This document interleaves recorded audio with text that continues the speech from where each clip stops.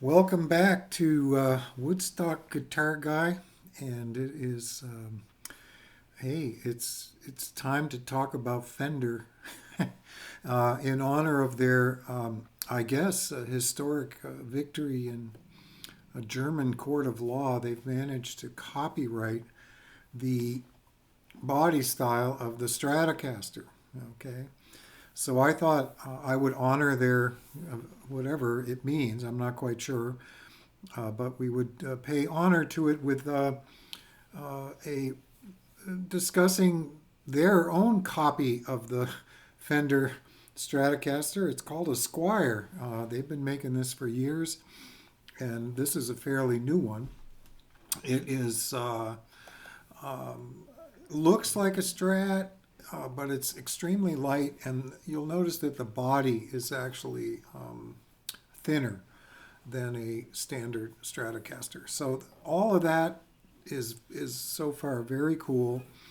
It's also a budget guitar, and I got it even cheaper than buying it new. This is a 2024, and it's in great shape. Well, we're going to talk about what I had to do to this thing to get it into playing shape, but it's got the color.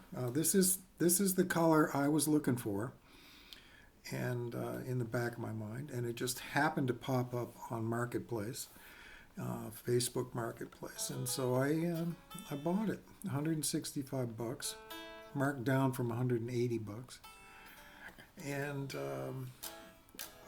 it just so happened at the same time a set of lace chrome dome pickups showed up on Marketplace, and so I just figured it was, the Fender gods are talking to me here, and they're saying, Mike, change the pickups in the Squier, you'll be much happier.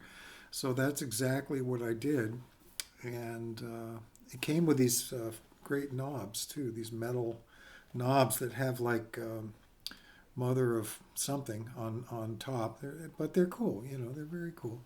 And it's the Squier, and what did I do? I changed the block.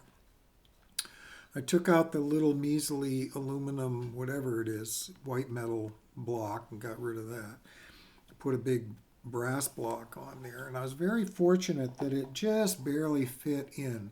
One of the issues that people run into with these thinner versions of the Fender guitar is that the regular blocks don't fit. They actually stick out the back. They're too big, So I got lucky, and I happened to have it, and it fit, and so there it is, which is something I always like to get rid of those cheesy, really small blocks. I still have the original tuners on here. They're the inexpensive Fenders. They're not locking or anything like that.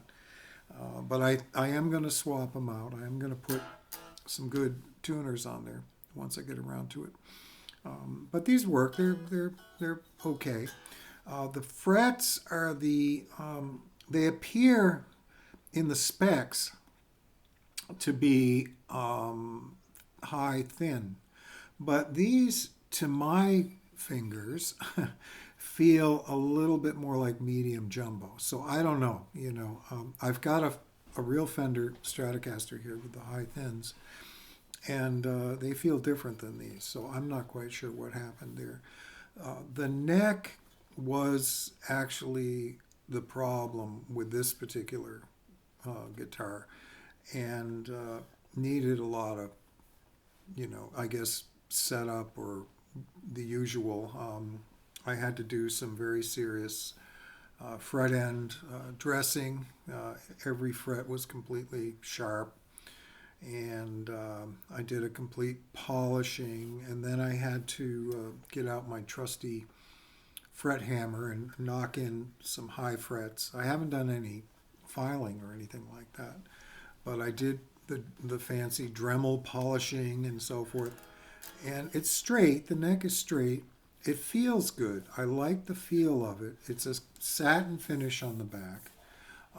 There's no skunk stripe. It's a real basic neck. It feels like a Mighty Mite or something, an aftermarket.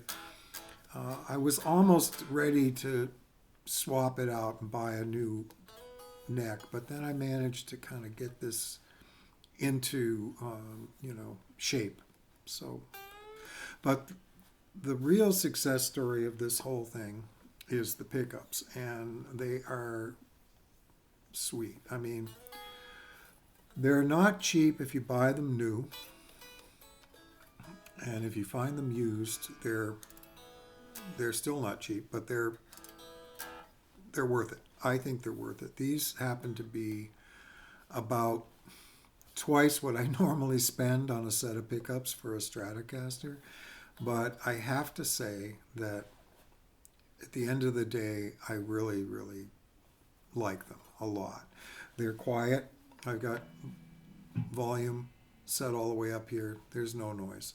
Okay, I can take this thing into the recording studio, and the engineer is gonna be really happy with me because there's no buzz. That's one of the benefits of these pickups. The other benefit is that they tout that the bridge pickup is hot, and it is. It's 13.5K, but to my ear, that extra hotness is not really about volume. It's more about tone. And you heard it coming in clean. You're going to hear it going out with some overdrive. And to me, it just adds tone that I haven't been able to find in other pickups. I mean, not to say some of these other pickups I have aren't great. They are. They're great. They sound really good. But these have their own thing going on, and I haven't heard it before, and I really like it. They're passive. They're not. There's no preamp in here or any of that jazz. They came in a. I have it here, a pink mother of toilet seat pickguard with, and it had the wiring. It had the pots. I pulled the Fender Squier Sonic stuff right out because it was absolutely the cheapest stuff you could find. Although I will say that I did salvage the 5-position switch from the Sonic, and because the switch that came with the drop-in pickup or pickguard here was shot. I got the whole guitar together. I went to play. Everything had tested out, looked like it was working fine, and this thing was bad. I had one pickup working great, and the other two at half volume and lots of noise and everything. So I just immediately took it back apart, swapped out, put the other 5-position in there, and it's great. I mean, all in, I probably have between the pickups, the guitar,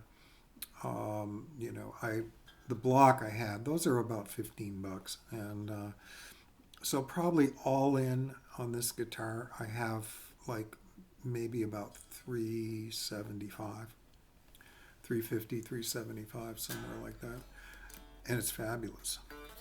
Yeah, they don't come like this off the shelf, and I guess that's the point I'm trying to make, is that you can you can get an inexpensive guitar off the shelf. Go on Amazon, buy a debut Stratocaster, another version of the Fender copy of their own their own brand.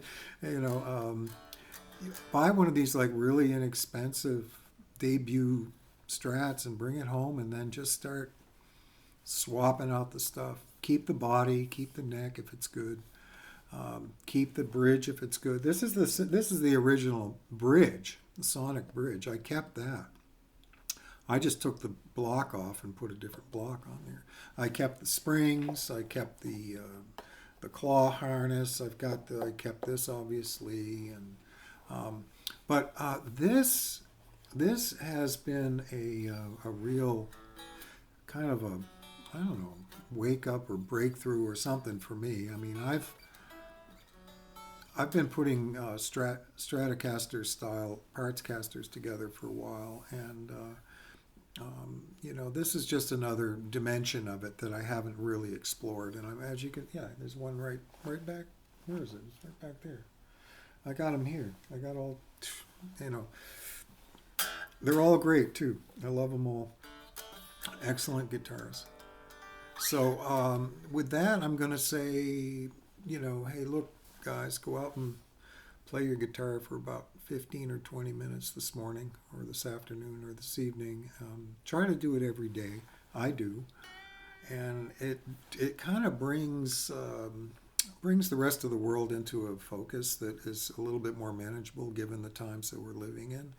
And it just kind of helps with the, what's the word? It helps with the calming your blood pressure after reading the news, So I highly recommend it. Keep your eye out for one of these.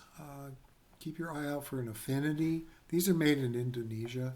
They're made by Cort, which is a company that builds 1 billion guitars every year, as if we need more. And if you find one inexpensively, it's totally worth picking up, fooling around with it, modifying it, changing it, swapping the pickups, working on your fret dressing skills. The nut was okay. I left the nut, so I'm going to swap the tuners. But, all in, it's all about having something that you've invested a little bit of time into and a little bit of effort and energy. And you get rewarded on the other side. You get rewarded. You get a beautifully playing, sounding guitar that,